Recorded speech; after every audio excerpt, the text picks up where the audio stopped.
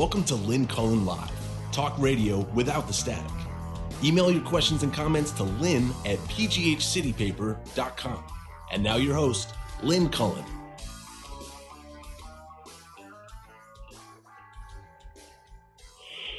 And a good morning to you. I say that with some trepidation. It is January 18, 2021.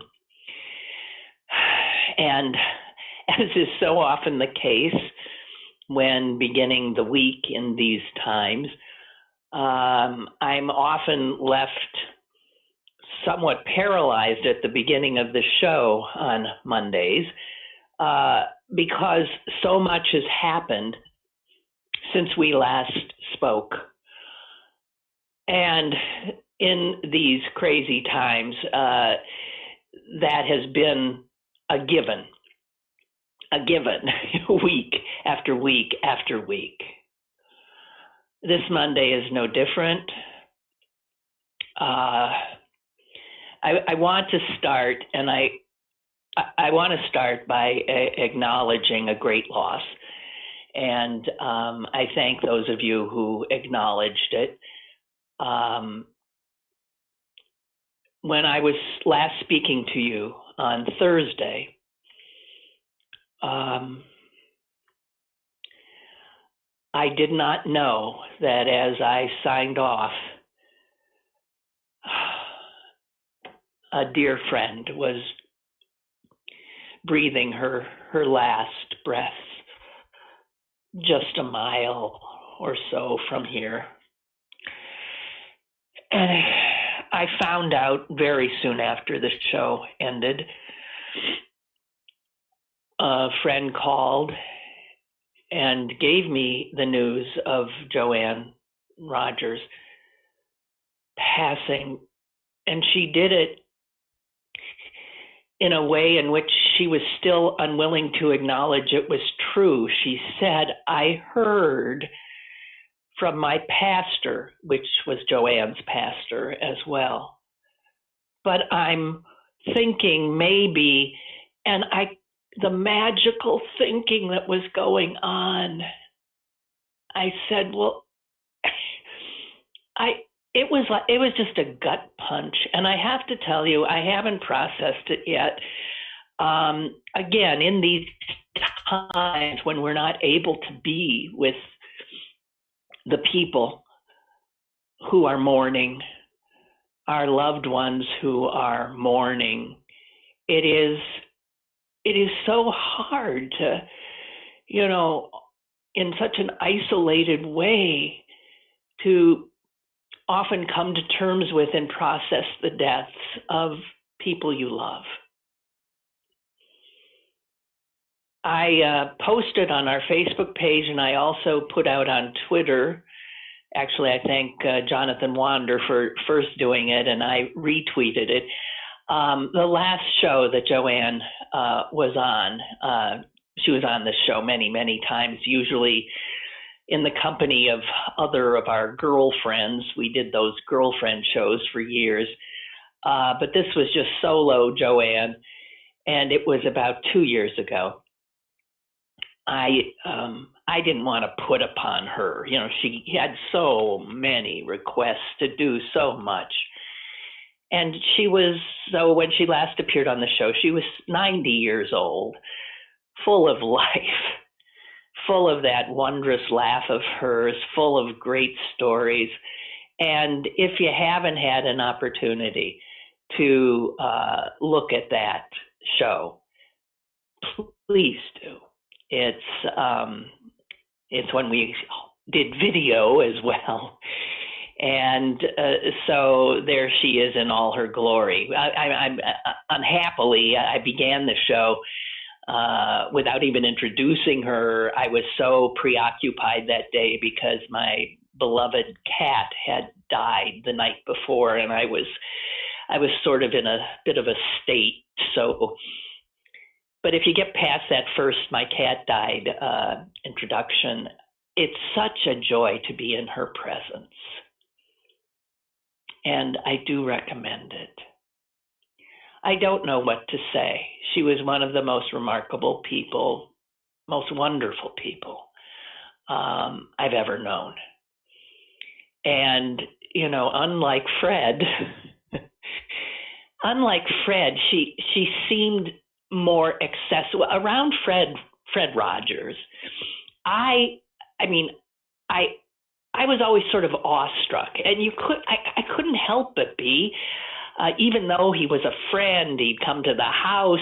I don't think I ever completely relaxed around him because there was something almost otherworldly about him. I was never sure. I didn't feel like I was even on the same planet with him. It was an odd thing. And that measure of discomfort I felt around him, I never told Joanne that, but Joanne, oh my God, anyone who didn't feel immediate comfort in her presence and just joy in her presence would have been, I don't know what to say. Incapable of joy, incapable of seeing beauty.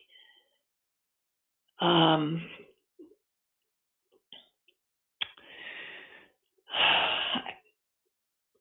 have a million stories. I'm not going to share them. Today is my birthday, and I am celebrating my birthday today by taking a little bit of a COVID risk and having some of the girls who comprised a little group of us with Joanne, who often had dinner together. They're coming to my home, and we're going to sit miles apart and windows open and face masks on, and at least be able to share stories and tears, because I really need that.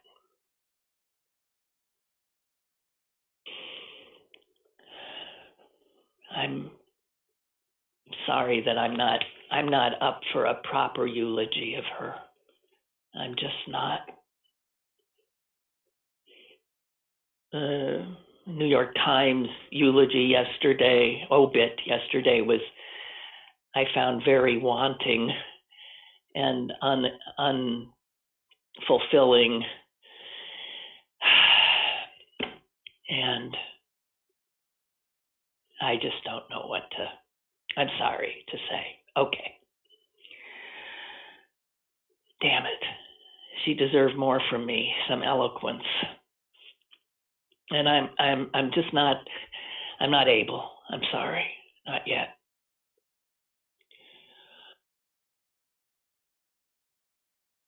Let me quote. There is this quote from Tom Junot, who was the guy whose Esquire article was used for that movie about Fred that starred Tom Hanks that came out a year ago. And his life was changed by knowing Fred and Joanne. And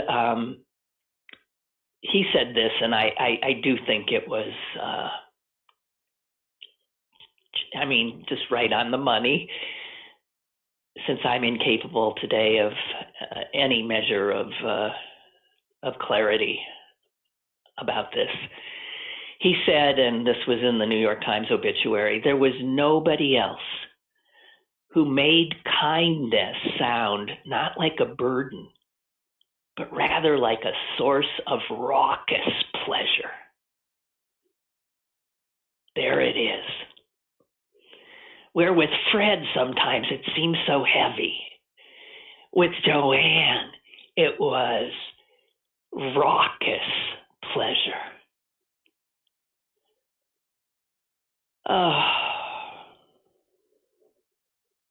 Oh dear. I'm sorry. This is what happens in this age when news can just pop up in front of you while you're talking. Okay, this from the Washington Post just came across my view, popped on my screen, and it's unbearable. It's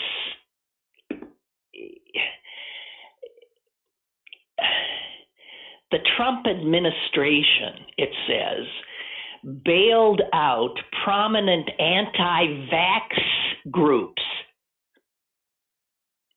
during the pandemic. 5 prominent anti-vaccine organizations that have been known to spread misleading, flat-out lies about the coronavirus, about vaccines, received almost $1 million in loans to keep themselves afloat from the Paycheck Protection Program.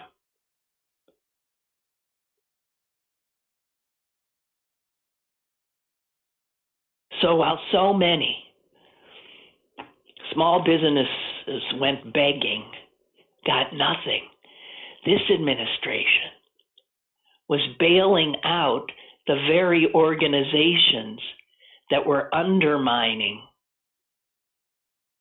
the paltry federal effort to fight the pandemic. I mean, actively helping people who were trying to undermine any legitimate response. Dear God in heaven, you know, you can't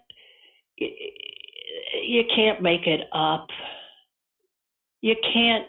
We've said that 500,000 times, and I just,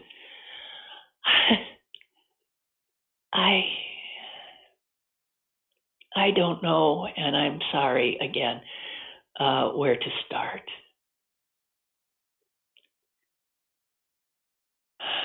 Let's start with something positive for a change. It ain't easy in these times, but I did see something positive today, and let me find it for you here, access it. This was a new take on the, I'm sorry, my computer is totally screwing me up. Cut it out. Thank you. It's about the constant drumbeat of negative news about the vaccine and, you know, its lousy rollout, obviously. I mean, the Biden administration is inheriting such a disastrous mess. And we'll hope that they'll be able to turn things around. And I'm just talking about getting the vaccine not only out, but in to our arms. And this is from a blog that goes out from the New York Times in the morning by David Leonhardt, and it's often very, very good. And he says something here that I think is really helpful to hear. He says, you know, early on, we were told, right, that we shouldn't get masks. Remember that? Don't go running for masks. And what that was, it was bull. But what that was the public health officials feeling that we could not be trusted to hear the truth. And the truth, of course, was that if we, the people, rush to buy high-grade medical masks, the doctors and the nurses on the front lines would not have them. And that was true. And so they lied to us, which was unfortunate, because it did lasting damage. You know, the condescension of those in power often toward us, that, you know, you can't handle the truth, when we could. Tell us what you need from us. And at that time, they needed us to, you know, shelter in place, to be careful, but to not go for the masks that the medical people who were on the front lines needed. Okay, because there was not enough supply. But the reality is that confused us. I mean, I remember, didn't you? I mean, there was cognitive dissonance in it. I mean, wait a minute, if the masks aren't effective for us, if we're not supposed to go for them, well, how come the doctors and nurses need them? You mean they're effective for doctors and nurses, but not for us? And you know, at the time, it made no sense. And it damaged the credibility of people who needed credibility at that time, at the onset of this horrific pandemic. And David Leonhardt said this today, and now a version of the mask story is repeating itself, this time involving the vaccines. And once again, it's because the experts don't seem to trust us to hear the full truth.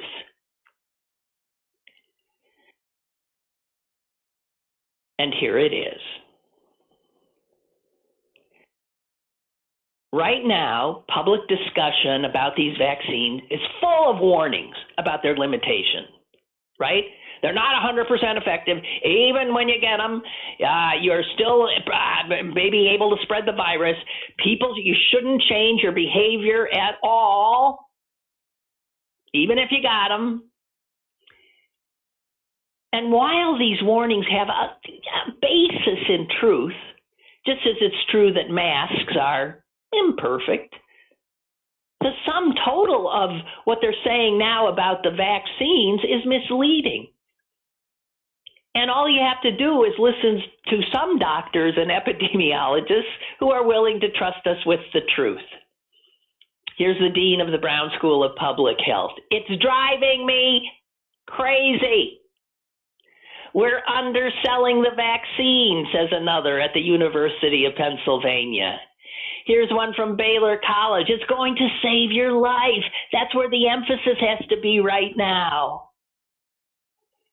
Here's the director of the Vaccine Education Center in Philadelphia Children's Hospital. These vaccines are essentially 100% effective against the serious disease. It's ridiculously encouraging. They are so effective, they're on par with the vaccines for chickenpox and measles. And a vaccine doesn't even need to be so effective to reduce cases sharply and crush the pandemic. It doesn't have to be as great as the vaccines we got. And if anything, the 95% number understates the effectiveness, because they get that 95% number by counting anyone who came down with even a mild case of COVID as a failure after they got the vaccine.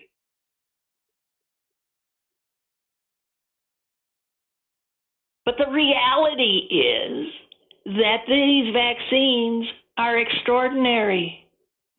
Of the 32,000 people who received the vaccine in a research trial, do you know how many got a severe COVID case out of 32,000? A severe COVID case. One.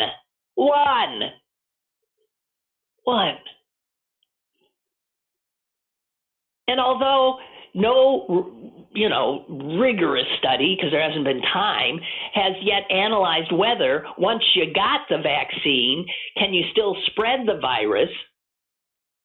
It would be incredibly surprising if a vaccinated person could spread the virus. Dr. Paul Sachs of Harvard. If there is an example of a vaccine in widespread clinical use that has this selective effect that prevents disease but not infection, I can't think of one. So, out of an abundance of caution, they're telling us these things, and they're underselling the efficacy, the extraordinary miracle of these two vaccines that are now out, with, by the way, some more on the way. Dr. Monica Gandhi, University of California, San Francisco, please be assured that you are safe after you get the vaccine. You are safe from the disease, and you are safe from spreading it.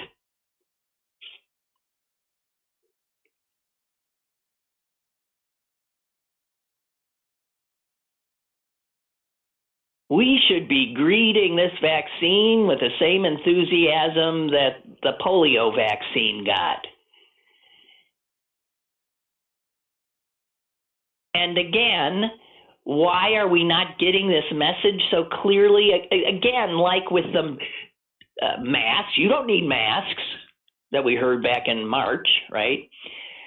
The motivations of the people who are downplaying this are mostly well-intentioned.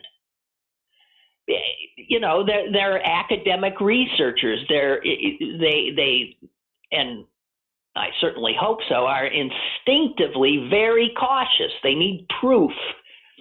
They're prone to emphasizing any uncertainty. They also might be nervous that vaccinated people will stop wearing masks and social distancing, which they think would then cause unvaccinated people to stop wearing masks and social distancing. And that would be a disaster.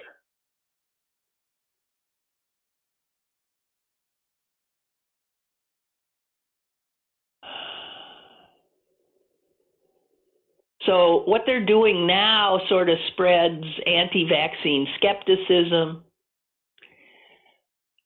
And the best way, obviously, to persuade people to do the right thing is tell them the truth.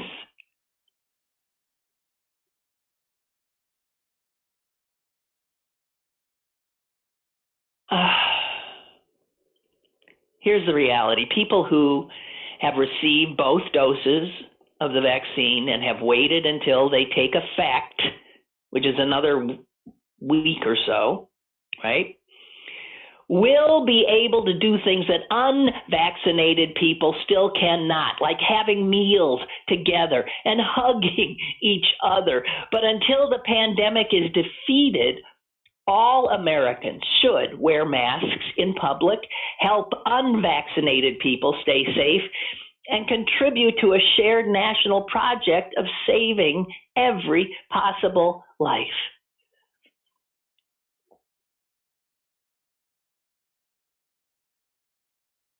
Meanwhile, I got a message from a friend saying, "Hey, I signed up to have a vaccine, to get the vaccine, and I'm sending you the form, and you sign up, and you get a date for your first shot and your second."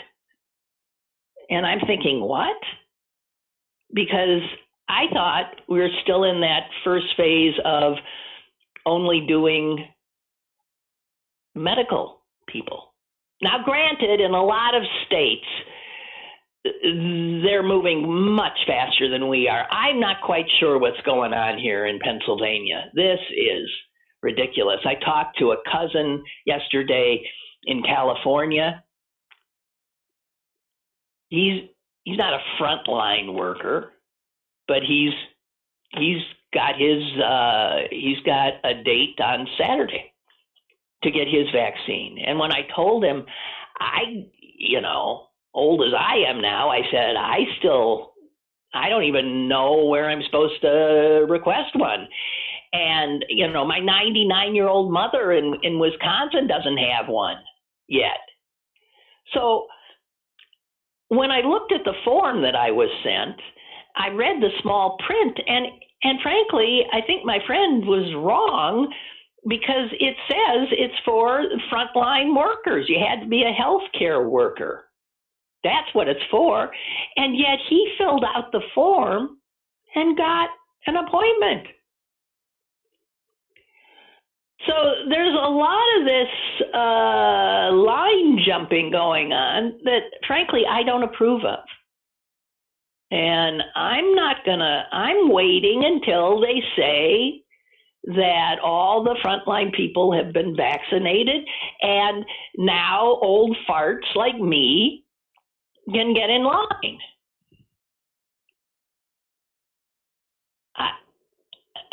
And there's so much. It says something about people, right? The elbowing, the tech savvy people that are online and able to do this. And again, it means the privileged, the connected go to the head of the line.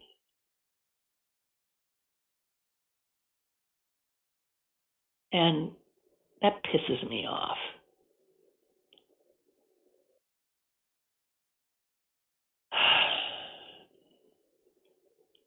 I just want to say, let me note that it is Martin Luther King Day. And wow, I don't know what. Oh, I have a caller. I'm sorry, Amy. I didn't see that. I'm sorry. And I'm sorry to the caller. I was about to go. I'm sorry. You can tell I'm not in a good place today. I'm sorry. Hello, caller. Hello. Hey, Lynn, it's Jonathan, and I've been ignored by, better women than you.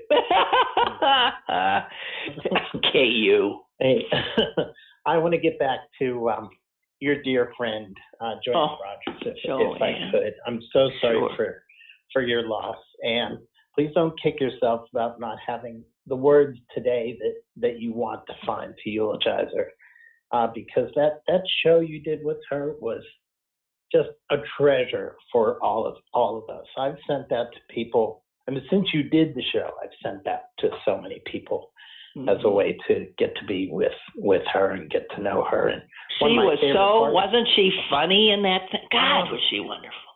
Hilarious. And when you asked, what's something about Mr. Rogers that that most people wouldn't know, and you can tell. No, you go. Do it. Okay.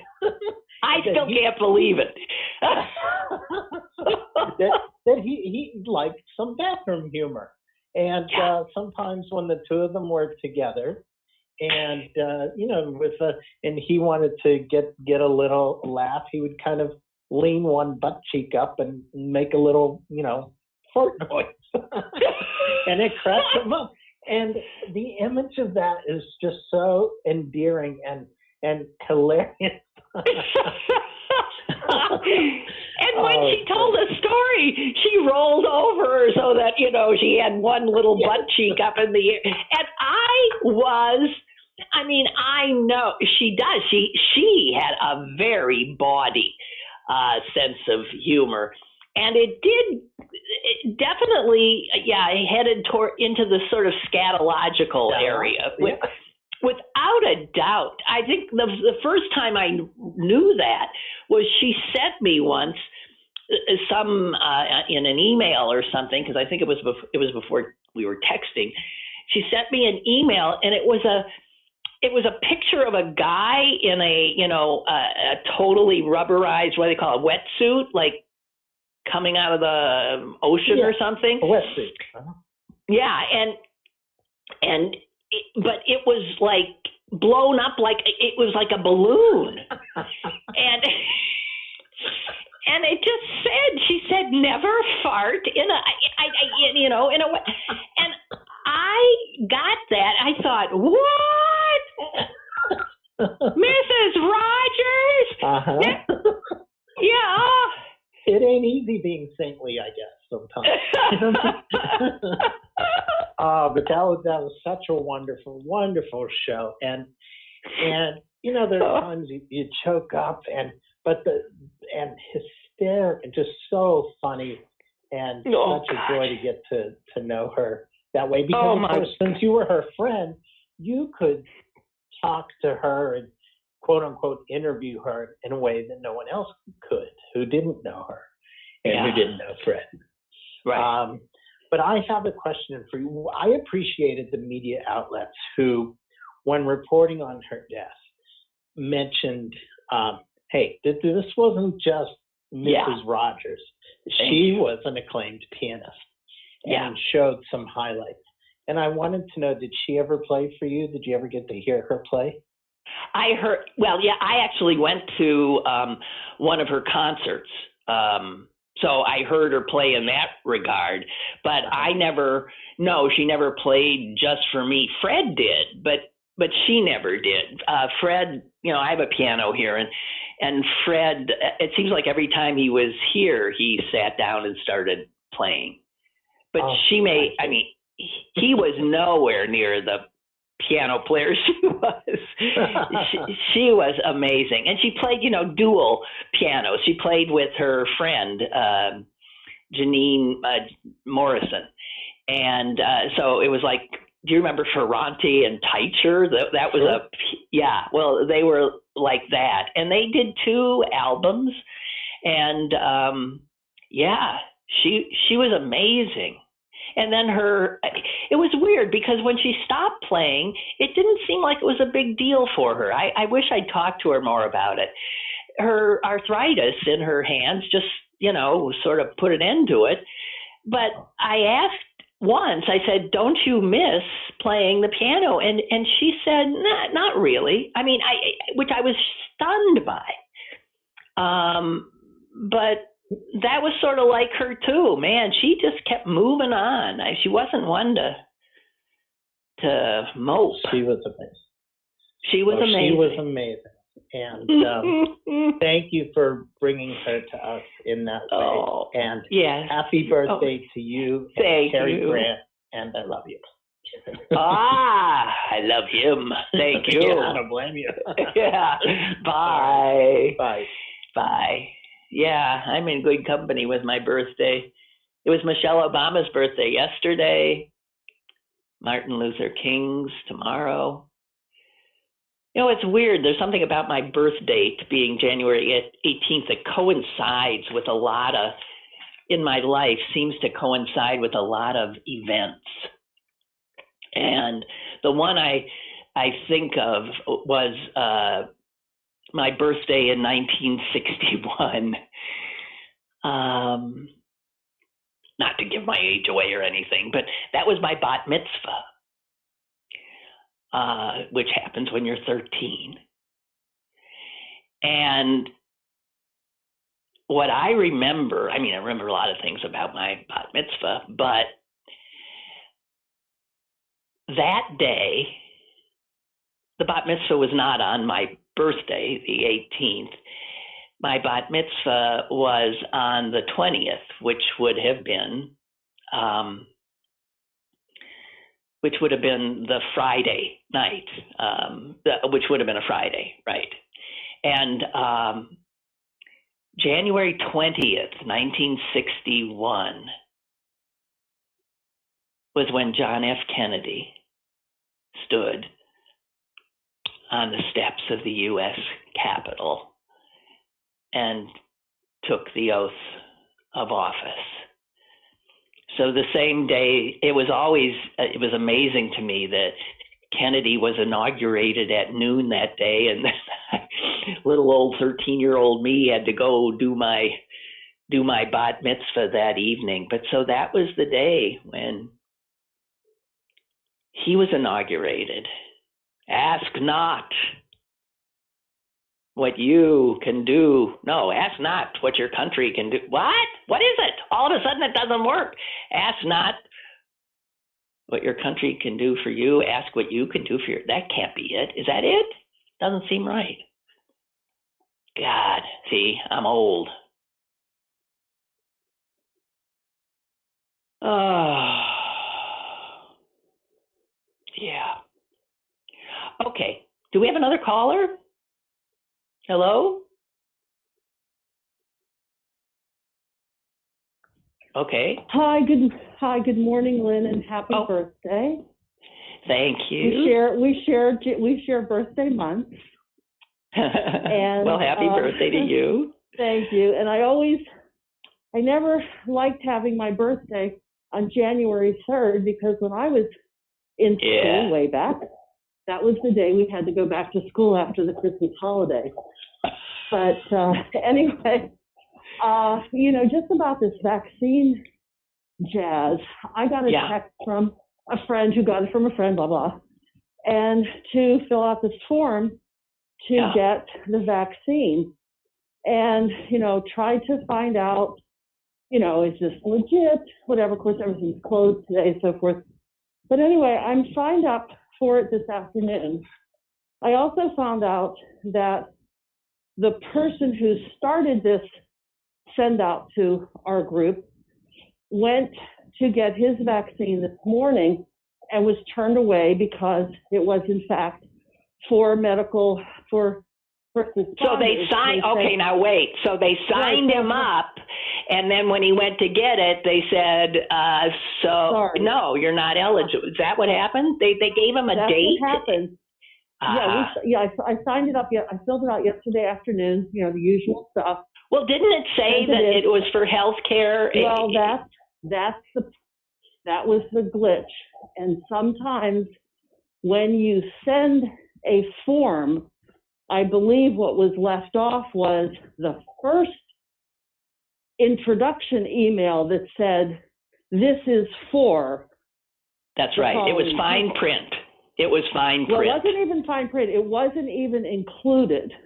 Oh, wow. So I now have my appointment for this afternoon. It's in Monroeville. It's at the DoubleTree at 1:30.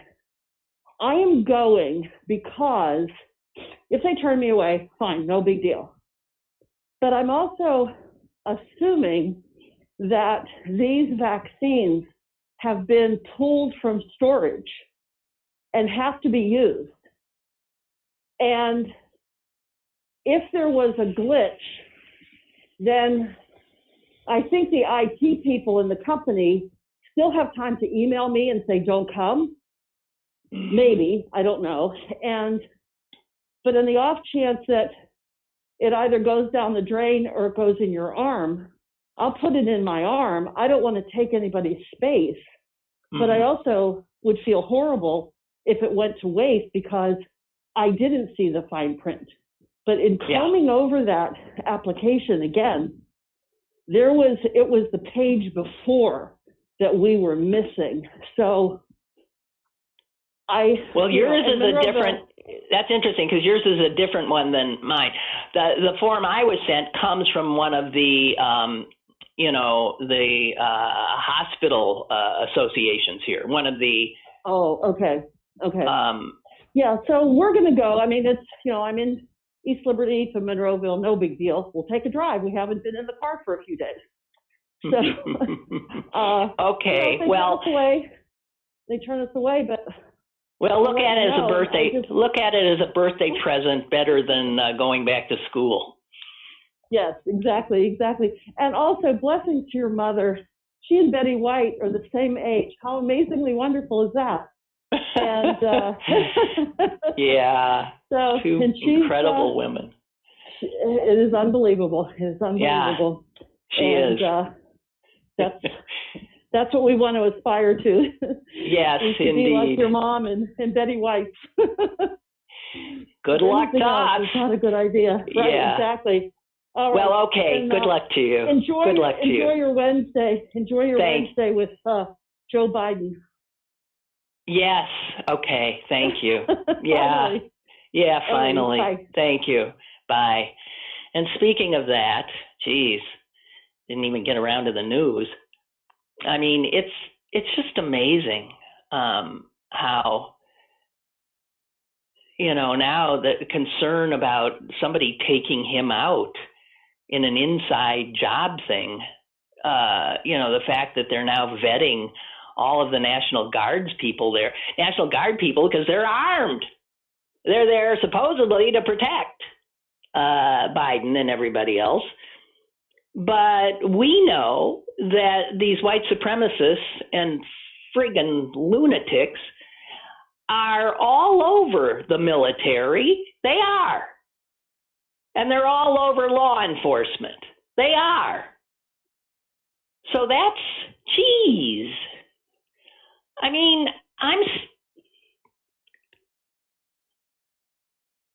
Abraham Lincoln had to brave his inauguration in this same way because there was good intel on his way to Washington and at the inauguration that someone was going to take him out. And God knows you couldn't miss him, that tall man with the tall hat. And there is that just blood-chilling picture of John Wilkes Booth at his inauguration. Have you ever seen that? I mean, we know that these insurrectionists are in the government, and they don't all leave when Trump leaves. They're in our Congress. They're in law enforcement. They're in civil service positions of great responsibility. I don't know. And the reality is, I read something the other day, that these, white supremacists have actively, for years, been recruiting local law enforcement people. It's why, I mean, you can see it. You can see that Rittenhouse jerk in Kenosha, after just out and out killing two people, walking with his rifle right by law enforcement who, waving at him. They're waving back. I just saw a video today that made me sick. It was an FBI agent arresting one of the rioters. I'm not sure where. I mean, he's arresting him at his home, probably yesterday or something. And the video is of this guy walking the insurrectionist to a police car. The guy's hands are handcuffed behind his back. And the FBI guy is putting a coat around his shoulders and sort of laughing with him and talking to him. And it was like, I couldn't hear what he was saying, but it was like, that doesn't look like what I've seen when the FBI normally arrests people.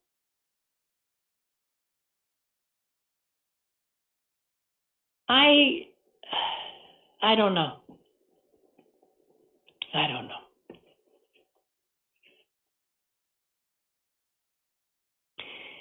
And the reality, too, is that the Republicans, if you thought for a minute they were going to rise to the occasion,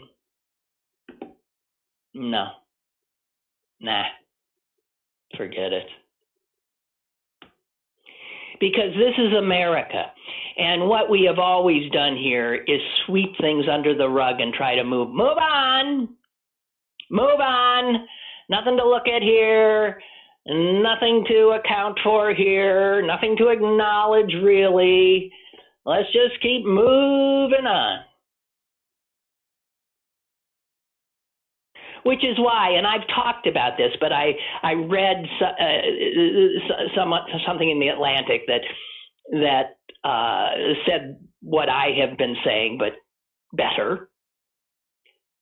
that I go nuts when I hear people say, this is not America.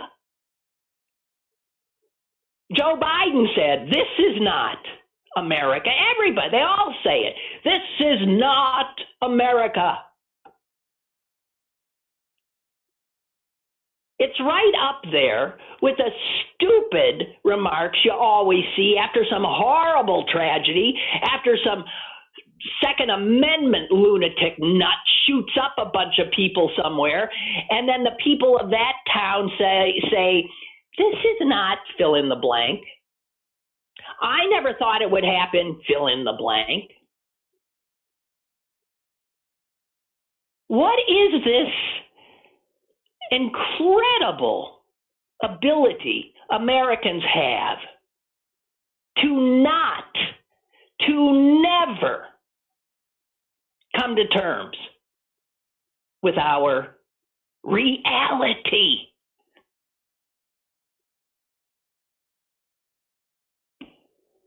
So let me share the more eloquent words of Ibram X. Kendi, writing in the Atlantic on this issue.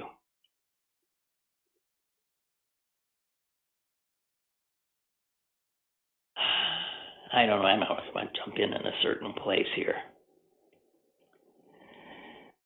Is all that happened on January 6th part of America?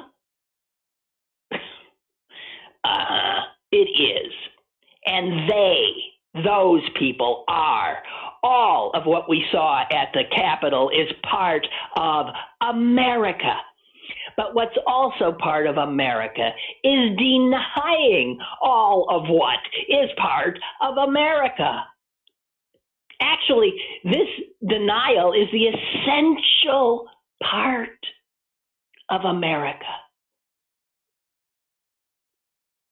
Denial is the heartbeat of America. We must stop the heartbeat of denial and revive America to the thumping beat of truth. The carnage has no chance of stopping until the denial stops. This is not who we are, must become in the aftermath of the attack on the Capitol. This is precisely who we are.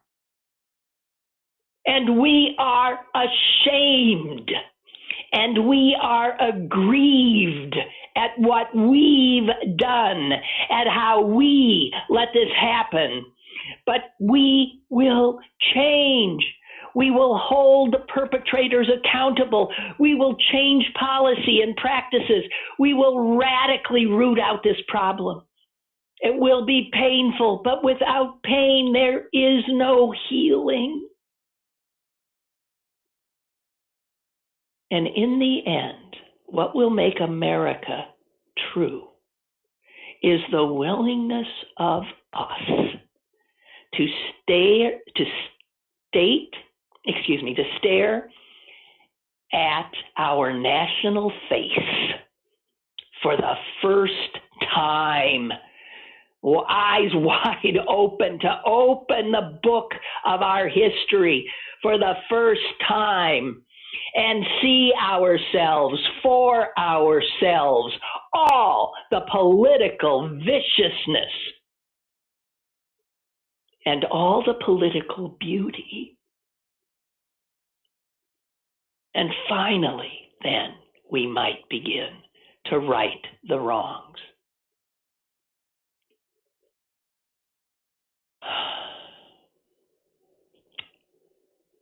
And as I've said, I don't hold out a lot of hope for our ability to do it.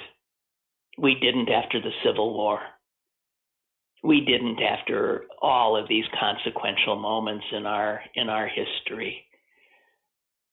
And at the heart of it all is our need to believe we're exceptional, which is bull, and of our need to cling to white superiority, which is bull. I have some callers. Caller, go ahead, please. Lynn? Yeah? Happy birthday to you. Happy birthday to you. Happy birthday, dear Lynn. Happy birthday to you. Thank you. Thank you. My little serenade there. I appreciate it. You talk about all these craziness going on in D.C. Well, I got two things. First of all, I heard the other day that over 200 black Capitol Police have sued the Capitol Police for racism. Yeah. So it's not surprising that they really didn't do much. Well, some did and some didn't. Some obviously risked their lives. Some gave their lives. But yeah, I don't think you can find a law enforcement entity anywhere that doesn't have this in it somehow, somewhere, and it's protected. It's protected, and it's not dealt with. And the fact that a few law enforcement people who've been identified now as being part of the riot are being removed from forces in the country is of little comfort to me, because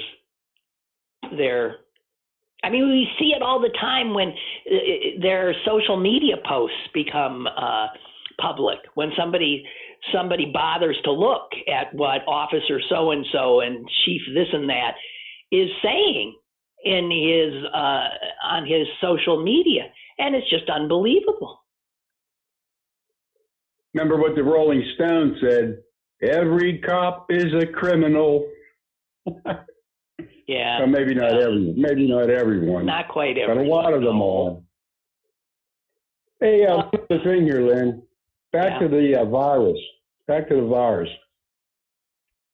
I was listening to KFI out of Los Angeles, and Dodger Stadium has opened up to be a distribution center. Right. An inoculation center. Yeah. Right. Yeah. And they're talking about this week, they should be given 12,000 vaccines a day. Wow. How can they do that? Yeah, well, that's what they're predicting. I don't know, and I'm not quite sure what's happening. I think Pennsylvania is lagging here. I think we're... No, come on.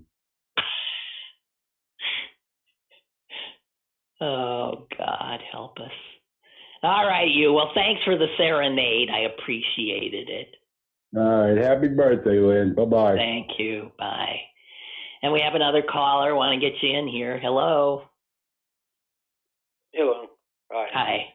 Hey, Lynn, I don't know what you think about this where they're saying about not convicting, or not going through with this impeachment thing.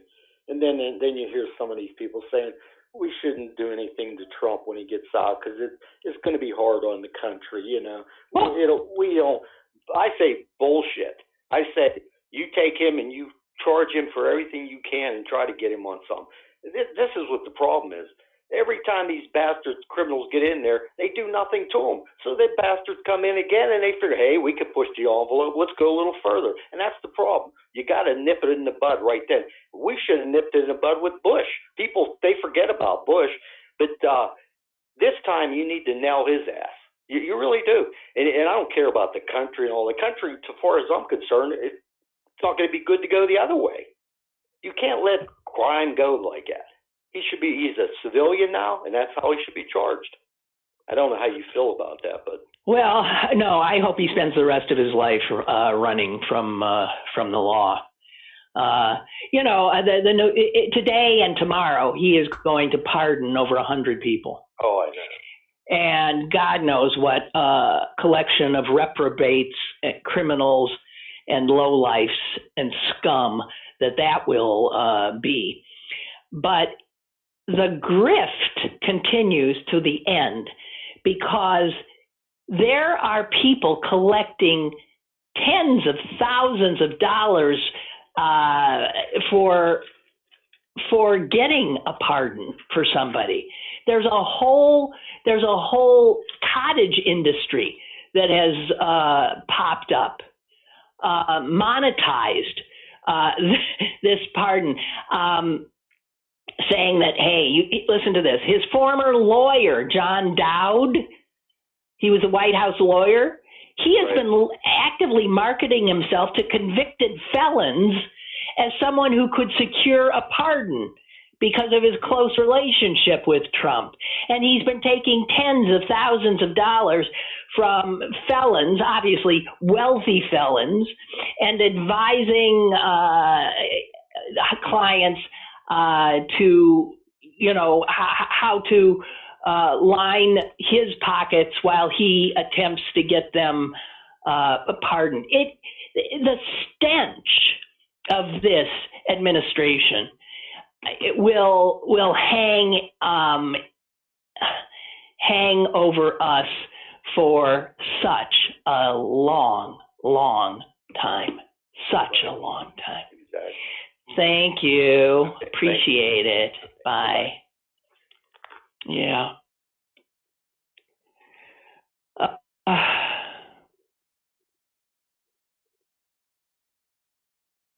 Here, I've been sent this. I'll just quickly read it.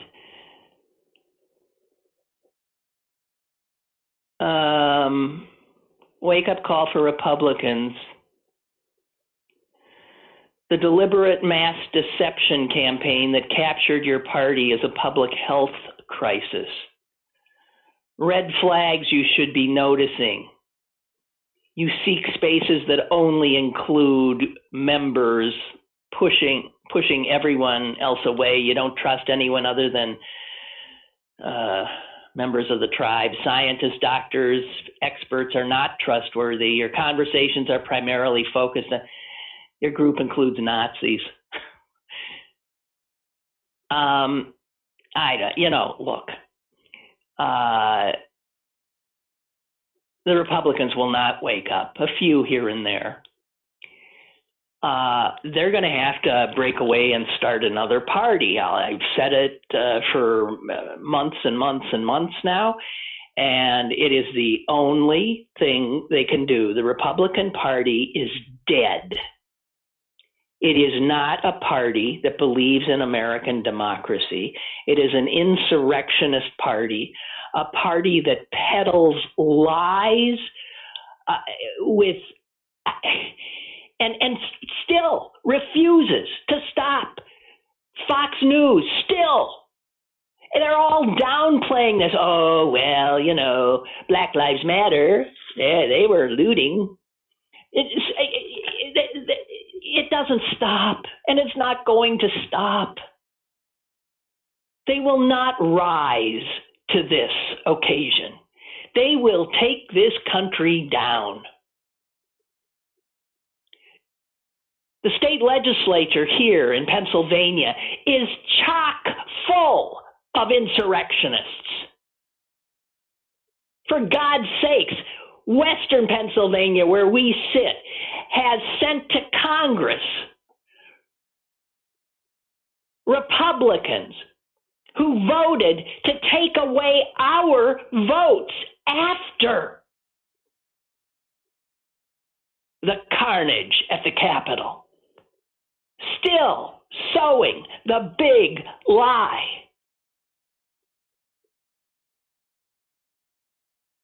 So when we think about somehow saving our country, look no further than across your backyard fence, because the people on the other side are often the ones putting these people in power, and they'll continue to do it. I don't know how we get ourselves back into a semblance of a nation that is worthy of any respect.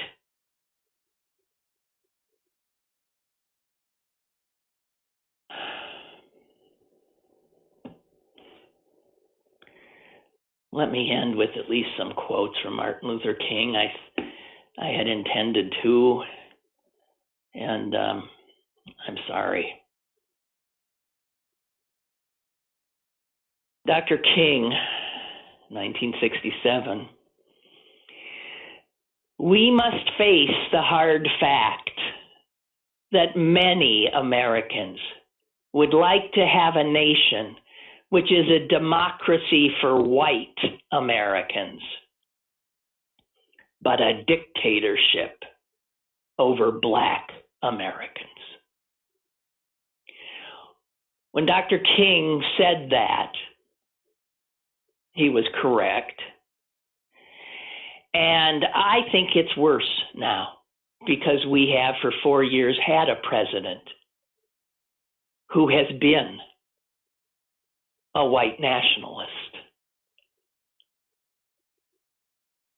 who loves white nationalists,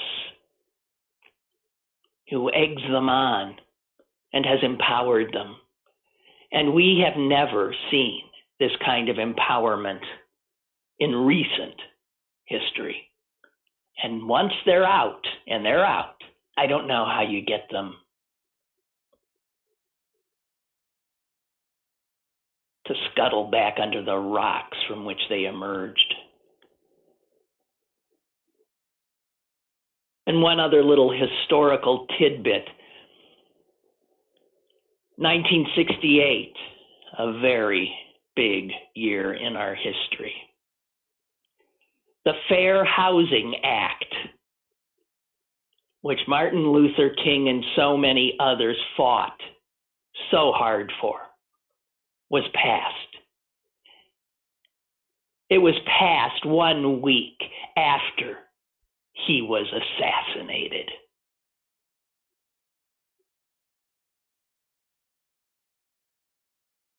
Five years later,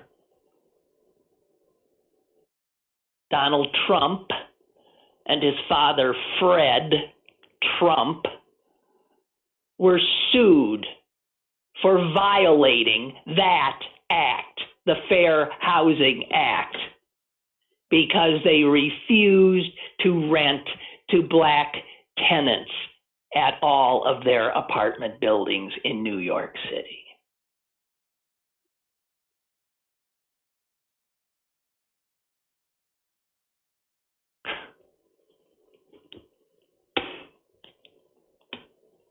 If America had dealt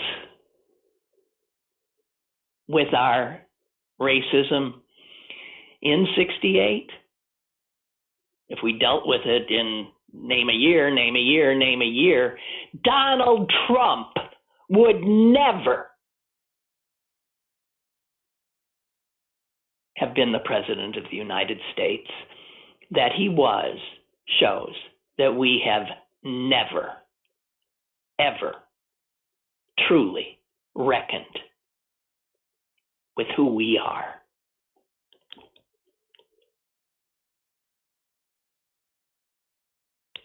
Okay, guys, sorry. I started out incoherent and I ended up murderous. Happy birthday. See you tomorrow.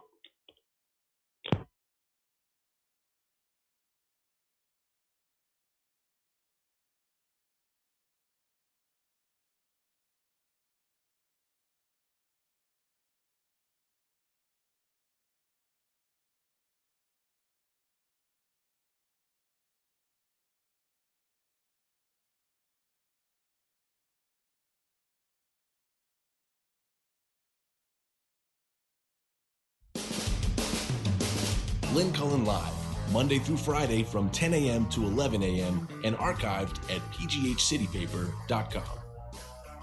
The opinions expressed on Lynn Cullen Live are those of the host and do not necessarily reflect the viewpoints of Pittsburgh City Paper or its advertisers.